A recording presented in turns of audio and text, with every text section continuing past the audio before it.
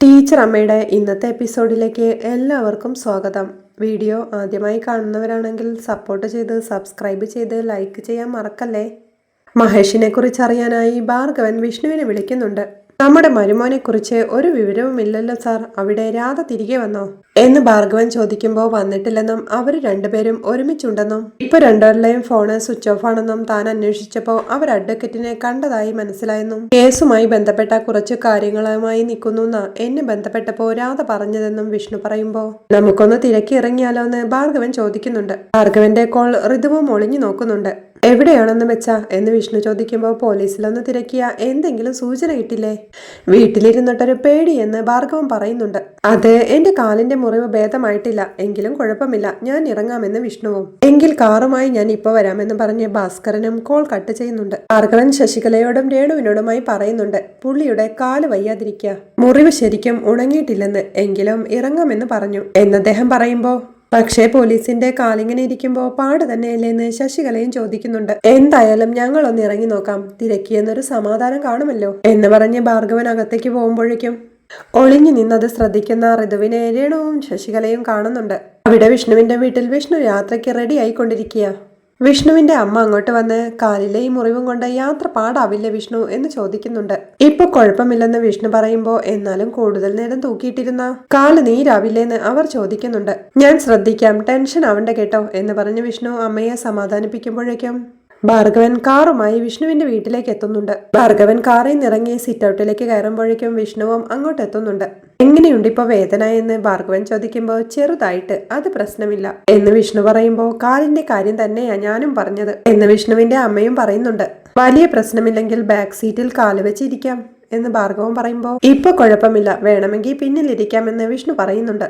എല്ലാവരോടും യാത്ര പറഞ്ഞ് വിഷ്ണു ആ കയറിലേക്ക് കയറുമ്പോഴേക്കും അച്ഛ അമ്മയെ കൂട്ടിക്കൊണ്ടു വരണേ എന്ന് കാവ്യ പറയുന്നുണ്ട്. അതിനല്ലേ അച്ഛൻ പോകുന്നത് മോളെ എന്ന് വിഷ്ണു പറയുമ്പോൾ ശ്രദ്ധിക്കണേ അച്ഛന്ന് കല്ലുവും. അങ്ങനെ വിഷ്ണുവും ഭാർഗവനും അവരുടെ യാത്ര തുടങ്ങുന്നുണ്ട്. യാത്രക്കിടയിൽ ഭാർഗവൻ വിഷ്ണുവിനോടായി ചോദിക്കുന്നുണ്ട്, കാലിന് വേദനയുണ്ടോ സാറെന്ന്. കുഴപ്പമില്ലെന്ന് വിഷ്ണു പറയുമ്പോൾ ഉണ്ടെങ്കിൽ പറയണേ, ഞാൻ വണ്ടി നിർത്താം, പുറകിലെ സീറ്റിലിരിക്കാം, അതാ സൗകര്യം എന്ന് ഭാർഗവൻ പറയുമ്പോൾ താൻ പറയാമെന്ന് വിഷ്ണുവും. രാധയുടെ അമ്മയോടും ഈ കാര്യം വിളിച്ച് പറഞ്ഞേക്കാമല്ലേ എന്ന് വിഷ്ണു ചോദിക്കുമ്പോൾ ഭാർഗവൻ അത് സമ്മതിക്കുന്നുണ്ട്. വിഷ്ണു ടീച്ചറമ്മയെ വിളിക്കുമ്പോഴേക്കും ടീച്ചറമ്മയും കോൾ അറ്റൻഡ് ചെയ്ത് വിഷ്ണു മോനെ കാൽ എങ്ങനെയുണ്ടെന്ന് ചോദിക്കുന്നുണ്ട്. അമ്മേ കുഴപ്പമില്ല, ഒരുവിധം ഭേദമായി എന്ന് വിഷ്ണു പറയുമ്പോൾ എന്നാലും കുറച്ചു ദിവസം കൂടി റെസ്റ്റ് എടുക്കണേ എന്ന് ടീച്ചർ അമ്മ ഓർമ്മിപ്പിക്കുന്നുണ്ട്. റെസ്റ്റ് ഒന്നും നടക്കില്ല, ഇപ്പോ ഞാനൊരു യാത്രയില്ല എന്ന് വിഷ്ണു പറയുന്നത് കേൾക്കെ അയ്യോ ഈ വയ്യാത്ത കാലം വെച്ചോണ്ടോ യാത്ര ഒഴിവാക്കായിരുന്നില്ലേ മോനെ എന്ന് ടീച്ചർ അമ്മ ചോദിക്കുന്നുണ്ട്. അർജന്റ് കാര്യമായിട്ട് ഇറങ്ങിയതാ, ഞാനും കൂടെ രേണുവിന്റെ അച്ഛനുമുണ്ട് എന്ന് വിഷ്ണു പറയുമ്പോൾ എന്ത് പറ്റിയെന്ന് ആകാംക്ഷയോടെ ടീച്ചർ അമ്മയും ചോദിക്കുന്നുണ്ട്. രാധയെയും മഹേഷിനെയും കാണുന്നില്ലെന്ന് വിഷ്ണു പറയുന്നത് കേട്ട് ഞെട്ടലോടെ ടീച്ചറമ്മ അവരെവിടെ പോയി എന്ന് ചോദിക്കുന്നുണ്ട്. അങ്ങോട്ട് വരുന്ന വീണയും അത് ശ്രദ്ധിക്കുന്നുണ്ട്. അഡ്വക്കേറ്റിനെ കാണാൻ പോയിരുന്നു, പിന്നെയാ കാണാതായത്. ഇപ്പോ രണ്ടാളുടെയും ഫോൺ സ്വിച്ച് ഓഫാ എന്ന് വിഷ്ണു പറയുമ്പോൾ അറസ്റ്റ് വല്ലതും പേടിച്ച് മാറിയതാണാവോ എന്ന് ടീച്ചറമ്മയും തന്റെ സംശയം പ്രകടിപ്പിക്കുന്നുണ്ട്.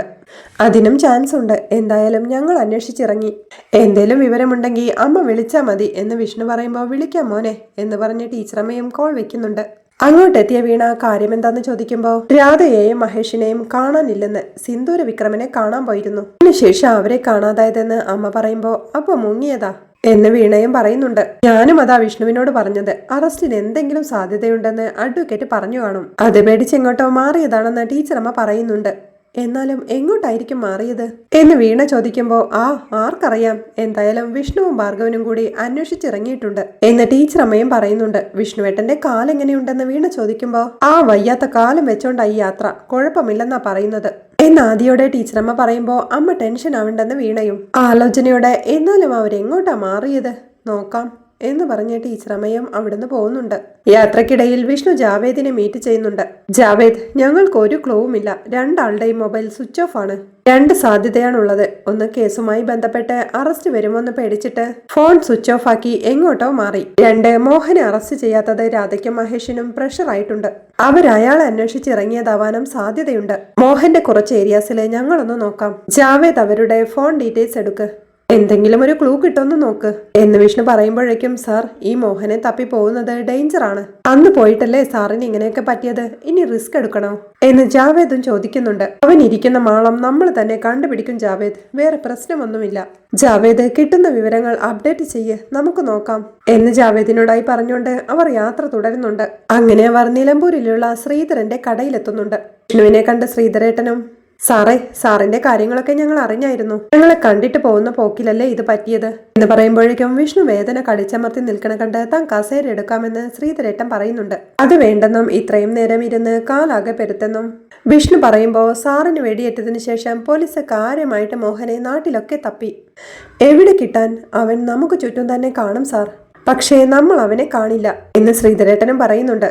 അപ്പോഴേക്കും വിഷ്ണു ഭാർഗവനെ പരിചയപ്പെടുത്തുന്നുണ്ട്. ഇത് അളിയന്റെ ഫാദർ ഇല്ലോയാണ്, ഒരു ഫിലിം പ്രൊഡ്യൂസറാണ് എന്ന് പറയുമ്പോഴേക്കും ശ്രീധരേട്ടനും ഭാർഗവനോട് നമസ്കാരം പറയുന്നുണ്ട്.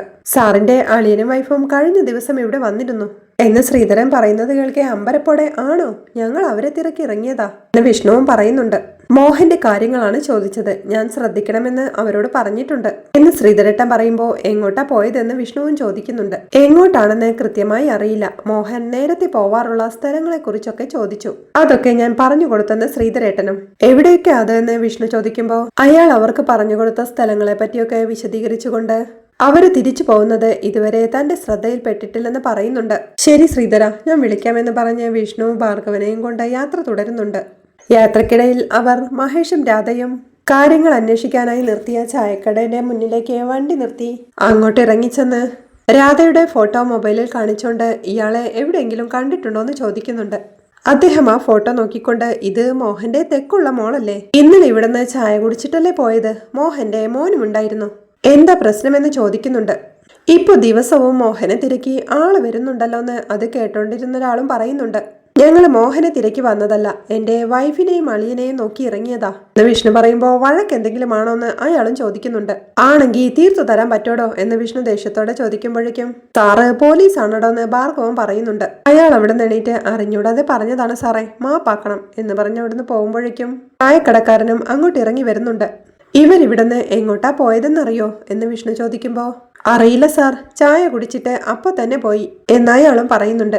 അവരപ്പോ ഇവിടെ വരെ എത്തിയിട്ടുണ്ട്, ബാക്കി നമുക്ക് നോക്കാമെന്ന് പറഞ്ഞ് വിഷ്ണു ഭാർഗവനെയും കൂട്ടിക്കൊണ്ട് കാറിലേക്ക് പോകുന്നുണ്ട്. അവർ വീണ്ടും തിരികെ വന്ന് ശ്രീധരന്റെ കടയുടെ മുന്നിൽ നിർത്തിക്കൊണ്ട് ശ്രീധര എന്ന് വിളിക്കുമ്പോഴേക്കും എന്തെങ്കിലും വിവരം കിട്ടിയോ സാർ എന്ന് ചോദിച്ച് ശ്രീധരേട്ടനും അങ്ങോട്ട് വരുന്നുണ്ട്. പറഞ്ഞിടങ്ങളിലൊക്കെ അന്വേഷിച്ചു, ഒരു വിവരവുമില്ല എന്ന് വിഷ്ണു പറയുമ്പോൾ മോഹന്റെ പുരയിടത്തിൽ നോക്കിയോ എന്ന് ശ്രീധരേട്ടനും ചോദിക്കുന്നുണ്ട്. അവിടെ ഒരു ചാൻസും ഇല്ല. ആ സ്ഥലം മനസ്സിലായോ, എനിക്കെന്ന് വെടിയേറ്റ സ്ഥലമെന്ന് ഭാർഗവനോടായി വിഷ്ണു പറയുമ്പോൾ ആ സ്ഥലം ഇവിടെ അടുത്താണോന്ന് ഭാർഗവൻ ചോദിക്കുന്നുണ്ട്. വലിയ ദൂരമില്ലെന്ന് വിഷ്ണു പറയുമ്പോൾ എന്നാ അവിടം വരെ ഒന്ന് പോയിട്ട് പോവാം സാർ, ലൊക്കേഷൻ ഒന്ന് കണ്ടിരിക്കാമല്ലോ എന്ന് ഭാർഗവൻ പറയുന്നുണ്ട്. സിനിമക്കാരനായതുകൊണ്ട് എല്ലാം ലൊക്കേഷനാ എന്ന് ഭാർഗവനെ കുറിച്ച് ചിരിയോടെ വിഷ്ണു ശ്രീധരേട്ടനോടായി പറയുന്നുണ്ട്. എന്തായാലും അവരെവിടെയാണെന്ന് അറിയാത്തൊരു ടെൻഷൻ ഉണ്ടായിരുന്നു, ഇതിപ്പോ അവരിവിടെ വരെ വന്നു, ഇനി എങ്ങോട്ടാണെന്ന് നോക്കാം എന്ന് ഭാർഗവനോടായി പറഞ്ഞ് ഞാൻ നമ്മുടെ പ്രൊഡ്യൂസറെ മോഹന്റെ ഷൂട്ടിംഗ് നടന്ന ലൊക്കേഷൻ ഒന്ന് കാണിച്ചു കൊടുക്കാം എന്ന് ശ്രീധരേട്ടനോടായി പറഞ്ഞ് അവർ യാത്ര തുടരുന്നുണ്ട്. അവർ മോഹന്റെ വീട്ടിലെത്തി കാർ നിർത്തിറങ്ങുമ്പോഴേക്കും ഭാർഗവൻ ചുറ്റുമൊന്ന് നോക്കിക്കൊണ്ട് ഇത് കൊള്ളാം, അടിപൊളി ലൊക്കേഷൻ, ഷൂട്ടിനുള്ള എല്ലാ സൗകര്യവും ഉണ്ടെന്ന് പറയുമ്പോൾ പുതിയ സീരിയലിലെ വില്ലന്റെ താവളമായിട്ട് പറ്റുമെന്ന് വിഷ്ണു ചോദിക്കുന്നുണ്ട്. അത് മൊത്തം തിരുവനന്തപുരത്തല്ലേ ഷൂട്ട് എന്ന് പറഞ്ഞുകൊണ്ട് അന്ന് എന്താ സംഭവിച്ചതെന്ന് ഭാർഗവൻ ചോദിക്കുന്നുണ്ട്. ഞാനും വീണയും ടീച്ചറും കൂടി ഇവിടെ ഇറങ്ങി എന്ന് പറഞ്ഞ് വിഷ്ണു അന്നത്തെ കാര്യങ്ങളെല്ലാം ഓർത്തെടുക്കുന്നുണ്ട്. അവരവിടെ വെച്ച് മോഹനെ കണ്ടെത്തുന്നതും വാക്കുതർക്കവും അടിപിടിയും ഉണ്ടാവുന്നതും രക്ഷപ്പെടാനായി മോഹൻ വിഷ്ണുവിന്റെ കാലിലേക്ക് വെടിവെക്കുമെന്നതുമെല്ലാം പറഞ്ഞു കൊടുത്തോണ്ട് വിഷ്ണു ഭാർഗവനെയും കൂട്ടി ആ വീട്ടിനുള്ളിലേക്ക് എത്തുന്നുണ്ട്. അവർ അതിനകത്ത് കയറി തിരഞ്ഞു നോക്കുമ്പോഴേക്കും എന്തോ ശബ്ദം കേൾക്കുന്നുണ്ട്. അവർ ആ ശബ്ദം കേട്ടിടത്തേക്ക് ചെന്ന് അവിടുത്തെ കതക് തുറക്കുമ്പോഴേക്കും വിഷ്ണുവിനെയും രാധയെയും കൈ പിറകിലേക്ക് വലിച്ചു കെട്ടി വായ് മൂടിക്കെട്ടിയ നിലയിൽ കാണുന്നുണ്ട്. ഭാർഗവനും വിഷ്ണുവും അകത്തേക്ക് കയറി ചെന്ന് അവരുടെ വായിലേക്ക് എട്ടഴിക്കുമ്പോഴേക്കും എന്താ പറ്റിയത് രാധയെന്ന് വിഷ്ണു ചോദിക്കുന്നുണ്ട്. വിഷ്ണുവേട്ടാ, എനിക്ക് കുറച്ച് വെള്ളം വേണമെന്ന് രാധ പറയുമ്പോഴേക്കും വിഷ്ണു ഭാർഗവനോട് വെള്ളം എടുക്കാനായി പറയുന്നുണ്ട്. ഭാർഗവൻ ഓടിച്ചെന്ന് തന്റെ കാറിൽ നിന്ന് വെള്ളം എടുത്തു കൊണ്ടുവന്ന് കൊടുക്കുന്നുണ്ട് അവർക്ക്. അളിയ എന്താ പറ്റിയതെന്ന് വിഷ്ണു ചോദിക്കുമ്പോ രാധ പറയുന്നുണ്ട്. ഞങ്ങള് അച്ഛനെ അന്വേഷിച്ച് പലയിടത്തും പോയി, ഒടുവില് വെറുതെ വന്നതാ ഇവിടെ എന്ന് പറഞ്ഞ് നടന്ന കാര്യങ്ങളെല്ലാം വിശദീകരിക്കുന്നുണ്ട്. രാധയും മഹേഷും മോഹന്റെ പുരയിടത്തിലേക്ക് എത്തുന്നതും കാറിൽ നിന്നിറങ്ങിയ രാധ ആ വീടും പരിസരവും എല്ലാം കണ്ട് ഇതെന്തോ നടാ ഇത്, സിനിമയിലൊക്കെ കാണുന്ന പോലെ കൊള്ള സങ്കേതമോ എന്ന് ചോദിക്കുമ്പോ ഇങ്ങനെ നമ്മൾ വിചാരിക്കുന്ന റേഞ്ച് അല്ലെന്ന് മഹേഷും പറയുന്നുണ്ട്. അത് സത്യമാണെന്ന് രാധ പറയുമ്പോഴേക്കും മഹേഷ് ചെന്ന് വാതിൽ തള്ളി തുറക്കാൻ ശ്രമിക്കുന്നുണ്ട്. പെട്ടെന്ന് അത് തുറക്കുമ്പോഴേക്കും പൂട്ടിയിട്ടൊന്നുമില്ലെന്ന് മഹേഷും രാധയോടായി പറയുന്നുണ്ട്. മഹേഷ് അകത്തേക്ക് കയറാനായി വിളിക്കുമ്പോഴേക്കും അത് വേണോന്ന് രാധ ചോദിക്കുന്നുണ്ട്. വാ എന്ന് പറഞ്ഞ് മഹേഷ് രാധയെ അതിനകത്ത് കൊണ്ട് ചെല്ലുമ്പോഴേക്കും അവിടമെല്ലാം കണ്ട് ഇതെന്താ ഗോഡൌണോന്ന് മഹേഷ് ചോദിക്കുന്നുണ്ട്. അവിടത്തെ പൊടിയും സ്മെല്ലും ഒക്കെ അടിച്ച് ചുമച്ചോണ്ട് അവരവിടെയെല്ലാം തിരിഞ്ഞു നോക്കുന്നുണ്ട്. എന്തുവാടാ ഇതെന്ന് രാധ മഹേഷിനോടായി ചോദിക്കുമ്പോൾ കാലങ്ങളായിട്ട് അടഞ്ഞു കിടക്കുന്നതല്ലേ എന്ന് മഹേഷ് പറയുമ്പോൾ ഇവിടെ ആരെങ്കിലും കൊന്ന് കുഴിച്ചിട്ടാ പോലും ആരും അറിയില്ല എന്ന് രാധയും പറയുന്നുണ്ട്. ഒരു ഭയങ്കര നെഗറ്റീവ് വൈബ് അല്ലേ, നമുക്ക് വിട്ടാലോ എന്ന് പറഞ്ഞ് മഹേഷ് രാധയും കൂട്ടി പോവാൻ തുടങ്ങുമ്പോഴാണ് അവരുടെ മുന്നിൽ നിൽക്കുന്ന ഒരാളെ കാണുന്നത്. അവരമ്പരപ്പോടെ അയാളെ നോക്കി നിൽക്കുമ്പോഴേക്കും മോഹനം അവരുടെ മുന്നിലേക്ക് എത്തുന്നുണ്ട്. അച്ഛനെ കണ്ടതിന്റെ സന്തോഷത്തോടെ അച്ഛ അന്ന് രാധ വിളിക്കുമ്പോ നിങ്ങളെന്താ ഇവിടെ എന്ന് മോഹനും അച്ഛനെ അന്വേഷിച്ചിറങ്ങിയതാ എന്ന് രാധ പറയുമ്പോ 2 ആഴ്ച മുന്നേ ഇവിടെ വേറൊരു ടീം വന്നിരുന്നു, അവന്റെ വെച്ചുകെട്ടും ശുശ്രൂഷയും ഒക്കെ കഴിഞ്ഞോ എന്ന് മോഹൻ ദേഷ്യത്തോടെ ചോദിക്കുന്നുണ്ട്. രാധയും മഹേഷും പകച്ചു നിൽക്കുമ്പോഴേക്കും അതെ, എന്നെ അന്വേഷിച്ച് എന്തിനാ ഇറങ്ങിയതെന്ന് മോഹൻ ചോദിക്കുന്നുണ്ട്.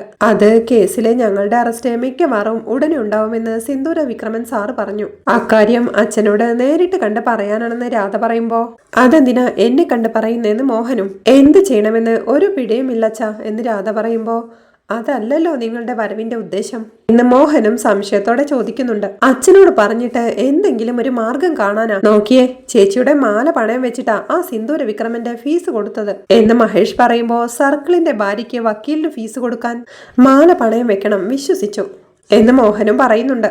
സത്യമായിട്ടും വിഷ്ണുവേട്ടൻ കേസിന്റെ കാര്യത്തിലൊന്നും സപ്പോർട്ട് ചെയ്യുന്നില്ലെന്ന് അച്ഛൻ അറിയാവുന്നതല്ലേ എന്ന് രാധ ചോദിക്കുമ്പോ സിന്ദൂരം വേറെന്തു പറഞ്ഞു എന്ന് മോഹനും. അച്ഛൻ ഒളിവിലിരിക്കുന്നത് അത്ര ബുദ്ധിയല്ലെന്ന് പറഞ്ഞു എന്ന് മഹേഷ് പറയുമ്പോ അപ്പോ ഞാൻ വിചാരിച്ച പരിപാടി തന്നെയാണ്, തെരഞ്ഞു പിടിച്ച ഒറ്റൽ അല്ലേടാ എന്ന് മോഹൻ ദേഷ്യത്തോടെ ചോദിക്കുന്നുണ്ട്. അവരുടെ നേരെ വിരൽ ചൂണ്ടിക്കൊണ്ട് എന്നെ അങ്ങനെയൊന്നും കൊടുക്കാന്ന് കരുതണ്ട എന്ന് ഭീഷണിപ്പെടുത്തുമ്പോ അങ്ങനെയല്ലച്ചാ, അച്ഛൻ അങ്ങനെ തോന്നുന്നതാ എന്ന് രാധയും പറയുന്നുണ്ട്. നീ മിണ്ടരുത് എന്ന് ദേഷ്യത്തോടെ മോഹൻ രാധയോടായി പറയുന്നിടത്താണ് ഇന്നത്തെ എപ്പിസോഡ് അവസാനിക്കുന്നത്. വീഡിയോ ഇഷ്ടമായാൽ സപ്പോർട്ട് ചെയ്ത് സബ്സ്ക്രൈബ് ചെയ്ത് ലൈക്ക് ചെയ്യാൻ മറക്കല്ലേ.